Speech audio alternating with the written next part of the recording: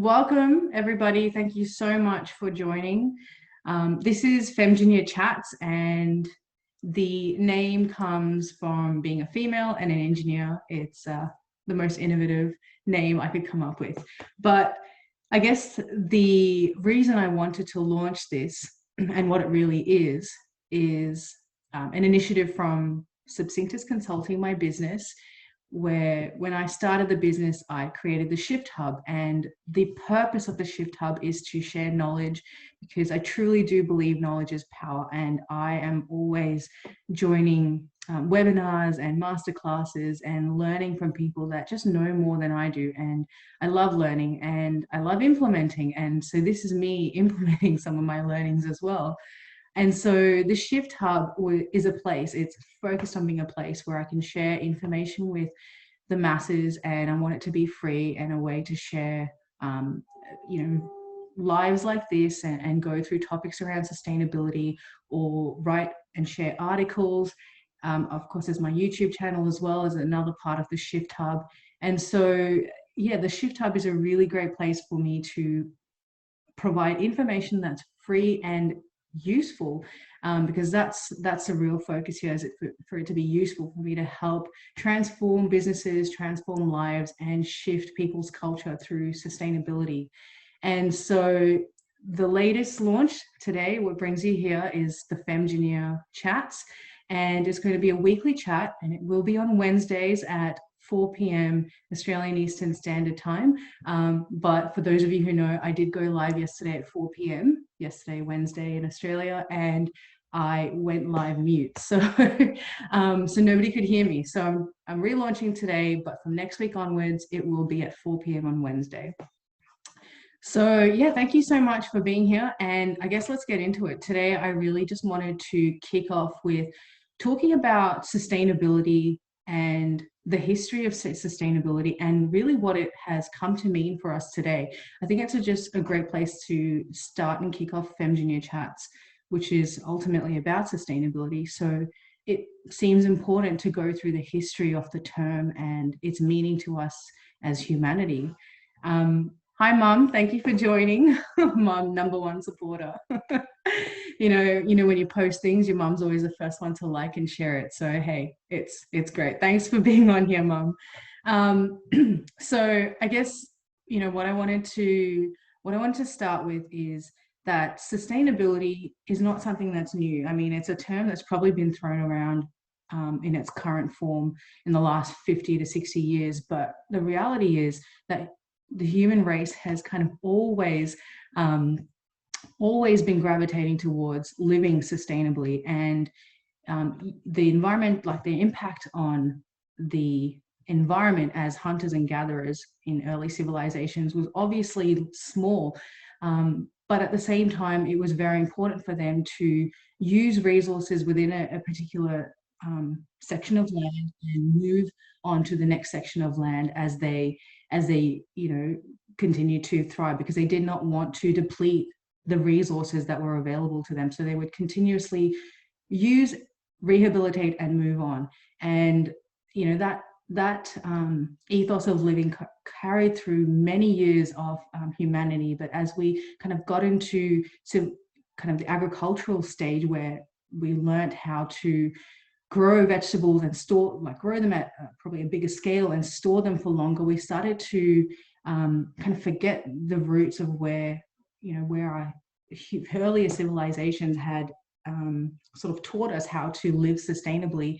And then, of course, in the 1800s and the 1900s, we had the Industrial Revolution, and over those hundreds plus years, we really learnt how to optimize and build our technology rapidly to use resources at now quite an alarming rate. And so my dad's jumped on too. So yay, 2 #1 supporters. And as we kind of move through the industrial age, we started to use resources at a very rapid rate. And of course, it meant, creating really beautiful things for us to use in our day-to-day lives, and to access knowledge and technology in a way that was probably unfathomable just before the Industrial Revolution. And so it became a really important part of our lives. But what we started to, or what we really forgot and started to only realize probably in, the mid 1900s, is that actually we don't have a lot of resources to use at this rate. And yes, we have grown to really love these things that, that society has learned how to create and build, but we don't have the capacity to keep going at this rate. And it's really important for us to understand this term that we now call sustainability. And that's what it's kind of got into now, is over the last 50, 60 years, understanding where our resources are and how much we really have available to us to keep living at the rate that we are going at. And the reality is we can't keep going at the rate that we're going at. And so if I was to define the term sustainability, because there are various definitions of it, and some people call it a 3-stool leg or a 4-stool leg, but I think need to capture it simply for myself. And that is that sustainability is about living prosperously and peacefully with the planet, the people, and the animals. And so put simply, it's about us making decisions that not necessarily need to be sustained indefinitely, but it's about making decisions and acting in ways that are peaceful and prosperous for the fruitful lives, like fruitful future lives of our children and the next generations, the ones we don't know yet. So that's my view on sustainability. And I think ultimately, no matter how you see it, the reality is we need to create a future that is good enough for people to live a quality life. And so the global nations have come together on numerous occasions to try to find a way to rally and champion this work in this space, because we're talking about a global movement here, so it's not easy. And only in 2015, after numerous meetings, I mean, we all remember the Kyoto Protocol, many years ago, and it was only really in 2015 that we finally came to a united understanding of what we can focus on if we want to move forward sustainably, and that is the United Nations, the UN Sustainable Development Goals. And for those of you that have heard of it, we refer to them usually as the UNSDGs.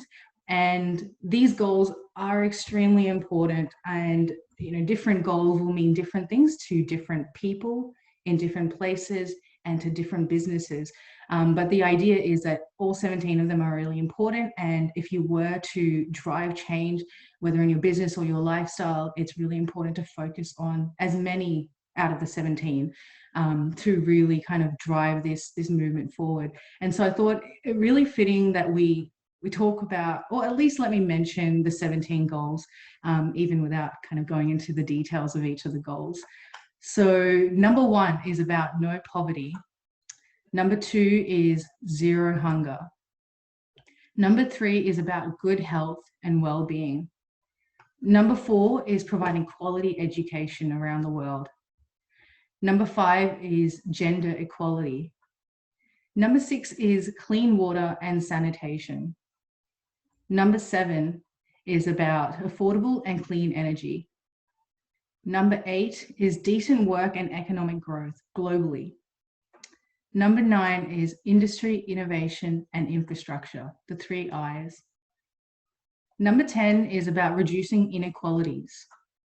Number 11, sustainable cities and communities. Number 12, responsible consumption and production. Number 13 is climate action. Number 14 is life below the water. And number 15, life on land. Number 16 is peace, justice, and strong institutions. And finally, number 17 is partnerships for the goals. And so these 17 goals have been signed off by all of the member nations for the United Nations. And so Australia, thankfully, is one of them. Me being in Australia, this is really important to me. just before I go on, quick hi to my sister Kim and Ryan, my husband. So amazing that you guys are on. Thank you for listening. And Naomi, thank you for joining.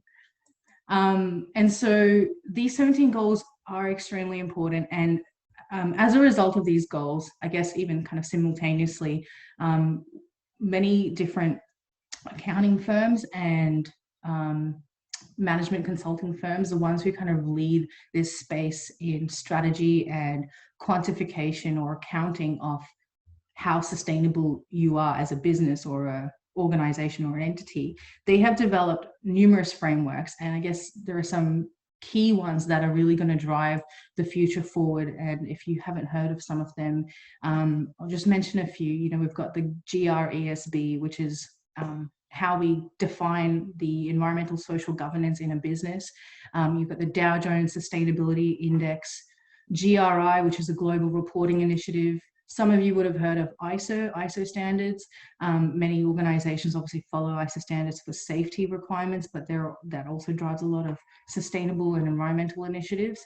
You know, the United Nations Global Compact. So there are a range of frameworks that are out there that can help you quantify and qualify your sustainable initiatives.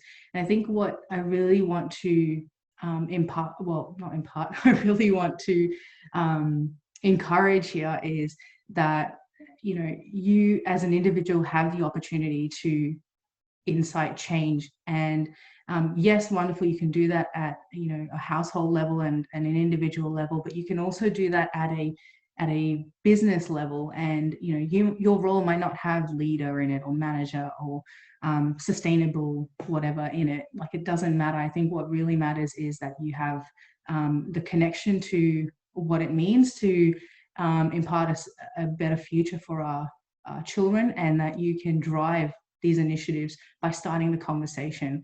Because that's what I do, you know, with the work that I do, is really try to transform businesses and organizations by shifting the culture and starting the conversation, and also engaging with people more internally and sharing the information and really celebrating it. So, you know, wherever you are, whatever business you work in, if you think that there is a way for your business to be more sustainable, then I really encourage you to champion that initiative and take it forward to the right people who need to make these decisions.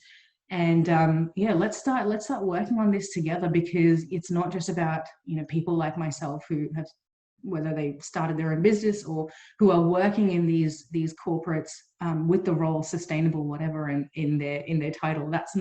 It's not just up to them, and it's not just up to the government, it's up to all of us. And so I'm really excited to have launched, you know, this initiative, Femgineer Chats, to start this process of knowledge sharing and encouragement to get people up on their feet, working for a better future. So, you know, if you haven't already requested it from me, I have a sustainable checklist, which I have one for businesses and I have one for households. So if you want one for yourself and your household, let me know. But if you also want one for your business, let me know. I'm happy to share it. It's a free resource. I've created it with over 50 ways for either your business or household to think about what sustainable action they can take. And it's just a really great starting point. So, you know, if you're not sure what conversations you need to start, then maybe that checklist will help you. So let me know. You know, I can drop the links into this live once I post it, and that way, you know, you can have access to it and click directly in and get access to it. But yeah, I'm here to share this information on a weekly basis, and the idea is, as I grow Femgineer Chats, that I will be having guests along who know more than I do, and, you know, can share with us topics that are really important and pertinent to the current cultural need or the current desire. I don't know what I'm saying, but I want to have people who are going to join me to talk about, you know, initiatives that are currently happening in the communities, or things that I don't really know enough about. And I'd love to have, you know, those people on there. And I've got a few people interested already. So I'm really excited for the coming weeks as I grow Femgineer Chats and just share more and more useful knowledge with all of you. So yes, I am so happy to everybody that joined. It looks like I was not meant to launch it yesterday, and today is really the day because a lot more of you have joined, and I'm just so honored that you have taken the time out of your day to listen to me. It means the absolute world. And if you all weren't watching, I'd probably cry.